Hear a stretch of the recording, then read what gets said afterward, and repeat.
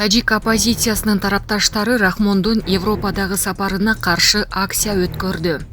13 октябрда Тажик оппозициясынын бозгундагы тарапташтары Европа биримдигинин Варшавадагы өкүлчүлүгүнүн алдында президент Эмомали Рахмондун Бельгияга жана Францияга жасаган сапарына каршы наразычылык акциясын өткөрүштү.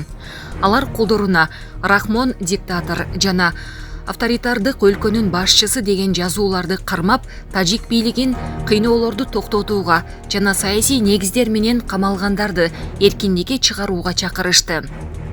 Күн мурун Эмомали Рахмондун Европадагы сапарына каршы наразычылык акциясы Литванын баш каласы Вильнюс шаарында да өткөн. Анда бул өлкөдө баш пайник алган тажик бийлигинин каршылаштары чогулган.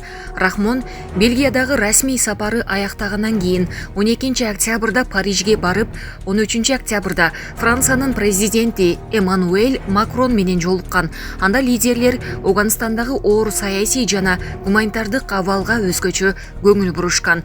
Тажик президентинин басма сөз кызматы кабарлагандай, Эмомали Рахмон Ауганстандагы абалды жөнгө салуу боюнча Душанбенин туруктуу позициясын дагы бир жолу кайталап, коңшу өлкөдө коопсуздуктун сакталышы жалпы аймактагы, анын ичинде Тажикстандагы туруктуулуктун маанилүү фактору экенин белгиледи.